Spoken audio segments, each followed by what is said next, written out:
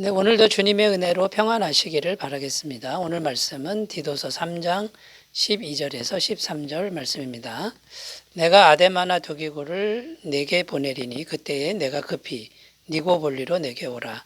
내가 거기서 겨울을 지내기로 작정하였노라. 율법 교사 세나와 및 아볼로를 급히 먼저 보내어 그들로 부족함이 없게 하고. 아멘. 오늘 말씀의 내용은 디도서의 마지막 부분인데 몇 가지 당부를 하는 내용과 축복 기도하는 내용으로 구성되어 있습니다. 오늘과 내일 이틀 동안 이 마지막 부분을 살펴보려고 하는데요. 오늘은 특히 바울의 동역자들 이름이 여러 명 나오고 있습니다. 이 동역자들은 하나같이 충성되고 훌륭한 사람들이었다고 전해집니다. 왜 그렇게 평가할 수 있느냐 하면 그들의 마음의 태도가 훌륭했다라는 것입니다. 자, 그들의 마음이 구체적으로 어떻게 훌륭했는지 오늘은 그 부분을 구체적으로 살펴보면서 이제 함께 은혜를 나누겠습니다. 첫 번째는요, 작은 일에 충성하며 비교하지 않는 마음의 태도를 가지고 있었다라는 겁니다. 작은 일에 충성하며 비교하지 않는 마음의 태도라는 것이죠. 12절입니다. 내가 아데마나 두기고를 내게 보내리니 그때에 내가 급히 니고볼리로 내게 오라. 내가 거기서 겨울을 지내기로 작정하였노라. 이 말씀의 내용이 뭐냐 하면 디도에게 바울이 하는 이제 말씀인데, 디도야 너는 속히 내게로 와라. 그러면 아데마 또는 두기고를 너 대신 그레데 교회에 보내겠다. 그래 너의 빈자리를 메꾸도록 하겠다. 이렇게 말하는 겁니다. 여기 보면 아데마라는 인물이 나오는데 이 아데마라는 이름은 여기만 나옵니다. 그래서 이 사람에 대한 정보는 거의 없습니다. 그런데 두기고라고 하는 또 인물이 나오는데 이 두기고는 좀 알려진 사람입니다. 유명한 사람이죠. 여러 서신서에 등장하는 인물인데요. 이 두기고가 어떤 일을 했냐면 이 사람은 출신은 아시아 출신인데 이제 바울을 만나서 회심한 이후에 일관되게 고난 중에도 바울과 함께했던 인물로 전해집니다. 그리고 바울은 두기고를 아주 신뢰했습니다. 그래서 서신서에 보면 두기고를 향해서 사랑받는 형제이자 주 안에서 신실한 일꾼이다. 이렇게 평가하는 그런 내용을 볼 수 있습니다. 신약 성경을 보면 이 두기고가 주로 한 일이 뭐냐면 신약 성경에 나오는 여러 교회에 바울이 쓴 편지를 아주 신실하게 잘 전달했던 인물로 나옵니다. 그러니까 이 두기고가 평상시에 한 일들을 한마디로 종합적으로 살펴보면 어떤 일이냐면 바울의 일을 뒷바라지하는 역할입니다. 심부름하고 조용히 뒷바라지하면서 순종하는 그런 역할을 했다라는 것이죠. 자, 근데 이런 모습이요, 인간적인 시각으로 보면 바울이 주연 같고, 드라마로 말하면 바울이 주연이고, 두기고는 그냥 조연 같은, 비중이 없는 조연 같은 그런 인상을 줍니다. 그러나 성경에서는 이 두기고라는 인물을 정말 충성된 하나님의 종으로 평가하고 있다라는 것입니다. 여러분, 이 두기고가 보여주는 이런 모습이, 이런 마음의 태도가 사역자가 가져야 할 바람직한 태도라는 것입니다. 어떤 일을 해도 그 일이 바울을 뒷바라지하는 일이죠. 눈에 띄거나 누가 알아주지 않는 일일지라도 비교하지 않고, 그것이 하나님의 일이라면 작은 일이라도 충성을 다하는 이런 모습이 사역자의 마음의 태도라는 것입니다. 여러분, 그러니까 사역자의 바람직한 마음의 태도는 이런 두기고 같은 태도인데 작은 일에 충성하며 비교하지 않는다라는 겁니다.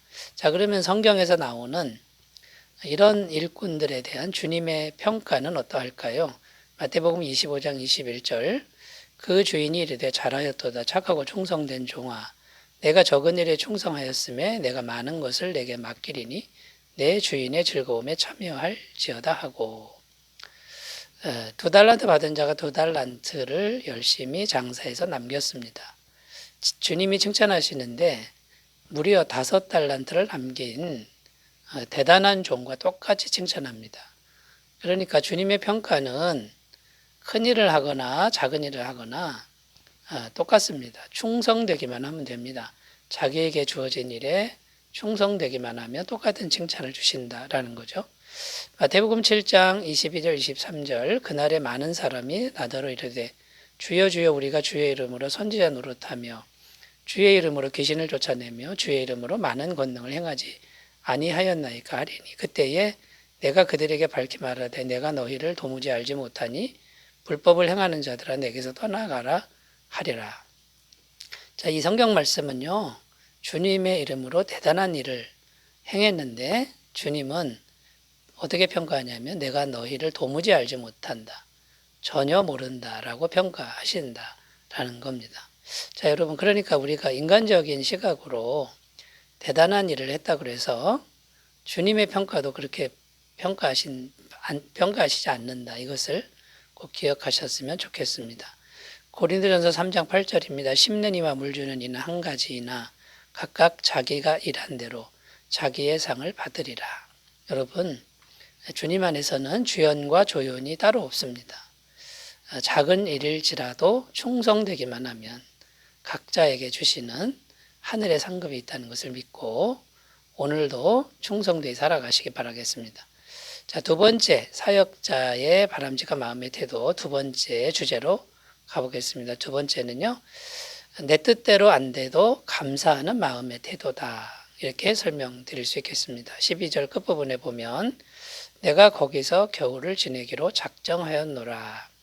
자, 바울은 겨울을 지낼 계획을 세웁니다. 거기가 어디냐면 니고볼리라고 되어 있습니다.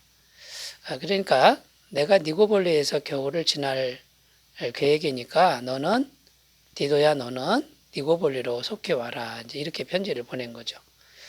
그런데 역사적인 그 흐름은 바울의 계획대로 진행되지 않았다는 겁니다. 디모데후서를 보면요, 바울이 로마 감옥에서 이제 사형을 앞두고 마지막 편지를 보낸 그런 내용이 기록되어 있는데 거기 보면 디모데에게 겨울 전에 어서 오라 이렇게 표현하는 것을 볼 수 있습니다. 자, 디모데후서에서 말하는 겨울과 지금 이 디도서에서 말하는 겨울이 많은 학자들은 같은 연도 같은 겨울로 보고 있습니다. 이게 무슨 말이냐면 니고볼리에서 겨울을 보내기로 작정했지만 겨울이 되기 전에 이제 체포가 된 겁니다. 그래서 로마 감옥에 갇혀버린 거죠. 바울은 기도 중에 자기가 이제 곧 순교할 것을 이제 알게 됩니다. 그러니까 바울은 니고볼리에서 겨울을 지나려고 했는데 그 계획이 이제 그대로 진행되지 않고 로마 감옥에 가서 순교가 급히 이제 진행됐다라는 거죠. 그러나 바울은 낙심하지 않았다라는 것이고요.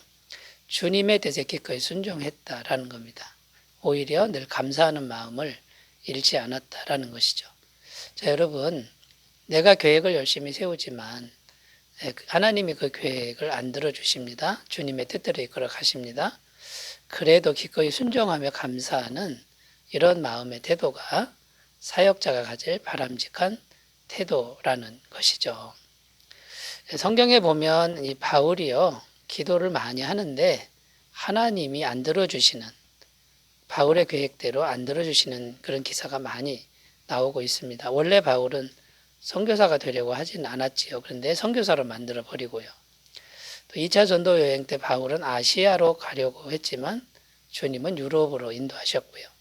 그리고 자기 몸에 평생 질병이 있었는데 고쳐달라고 간절히 기도했는데 주님은 거절하셨습니다. 그래도 바울은 낙심하지 않고 원망하지 않고 감사했다라는 것이죠. 여러분, 이 마음이 곧 주님의 마음이죠. 겟세마네 동산에서 아버지여 내 원대로 마옵시고 아버지의 원대로 하옵소서라고 기도하셨던 십자가를 지신 그 마음이 주님의 마음이라는 겁니다. 사랑하는 여러분, 우리가 주님의 일을 감당할 때 내 뜻대로 안 되는 일이 많을 겁니다. 그때에도 기꺼이 순종하고 감사하는 이 태도를 가지셨으면 좋겠습니다. 자, 세 번째 주제로 가보겠습니다. 사역자의 바른 마음의 태도. 세 번째는요, 겸손한 마음으로 연합하는 태도다. 13절입니다. 율법교사 세나와 및 아볼로를 급히 먼저 보내어 그들로 부족함이 없게 하고. 자, 여기 보면 율법교사 세나와 아볼로라고 하는 인물이 나옵니다. 세나라고 하는 인물, 이 이름도 여기만 나와서 정보가 거의 없는데 율법교사 이렇게 되어 있습니다. 그러니까 율법의 전문가죠. 또 아볼로는 유명한 분인데 이분도 공부를 많이 한 분입니다. 그러니까 율법 전문가라고 할 수 있습니다. 이 세나와 아볼로가 지금 그레데 교회에 있는 겁니다. 이 세나와 아볼로를 바울에게 빨리 보내라. 지금 바울이 이렇게 말씀하는 내용이죠. 그러니까 왜 이 사람들이 그레데 교회에 갔냐면 바울이 세나와 아볼로를 그레데 교회에 보낸 겁니다. 왜냐하면 그레데 교회에 율법주의 이단이 들어왔기 때문에 가서 목회자 디도를 도우라고 한 것이죠. 자, 그런데 지금은 세나와 아볼로를 다시 보내라. 이렇게 지금 말씀하고 있는 그런 내용입니다. 근데 여러분, 이 아볼로라고 하는 인물, 대단한 인물입니다. 고린도 교회에서는요, 바울과 아볼로가 거의 이제 같은 그런 훌륭한 분으로 되어 있습니다. 고린도 교회에 4개의 당파가 있었는데 바울파, 아볼로파, 그리스도파, 게바파 이렇게 되어 있죠. 그러니까 바울과 견줄 만한 대단한 분이라는 거예요. 그런데 이 아볼로가 바울의 말을 아주 순종을 잘합니다. 가라 그러면 가고 서라 그러면 서는 이런 모습을 보여주는 거죠. 그러니까 아볼로가 바울과 견주어서 학식이 결코 떨어지지 않는 그런 사람인데도 겸손합니다. 주님의 일이라면은 순종하고 연합하는 이런 모습을 보여준다라는 것이죠. 그러니까 여러분, 이 아볼로가 참 훌륭한 사람이라는 거죠. 겸손하게 자기를 낮추고 연합하면서 주님의 일을 하는 이런 마음이 바른 사역자의 마음이다라고 말할 수 있겠습니다. 여러분, 이 겸손한 마음은 주님의 마음입니다. 빌립보서 2장 5절 8절 너희 안에 이 마음을 품으라 곧 그리스도 예수의 마음이니 그는 근본 하나님의 본체시나 하나님과 동등됨을 취할 것으로 여기지 아니하시고 오히려 자기를 비워 종의 형체를 가지사 사람들과 같이 되셨고 사람의 모양으로 나타나서 자기를 낮추시고 죽기까지 복종하셨으니 곧 십자가에 죽으심이라. 하나님과 같은 분이 하나님 아버지 앞에서 완전히 자기를 낮추시는 이 겸손의 마음이 주님의 마음이고요. 겸손함이 있어야 교회가 하나 될 수 있다라고 말씀합니다. 에베소서 4장 2절 3절 모든 겸손과 온유로 하고 오래 참음으로 사랑 가운데서 서로 용납하고 평안에 매는 줄로 성령이 하나 되게 하신 것을 힘써 지키라. 여러분, 겸손한 마음으로 연합하는 이것이 정말 중요한 마음이라는 거죠. 자, 오늘은 사역자의 바람직한 마음의 태도에 대해서 살펴보았는데 작은 일에 충성하고 비교하지 말고 내 뜻대로 안 돼도 감사하고 겸손한 마음으로 연합하라. 이 말씀대로 잘 순종하시기를 바라겠습니다. 기도합니다. 하나님 아버지, 우리 모두 하나님의 일을 할 때 바른 마음을 가지고 할 수 있도록 도와주옵소서. 예수님의 이름으로 기도드립니다. 아멘. 오늘도 복된 하루 되시기 바라겠습니다. 감사합니다.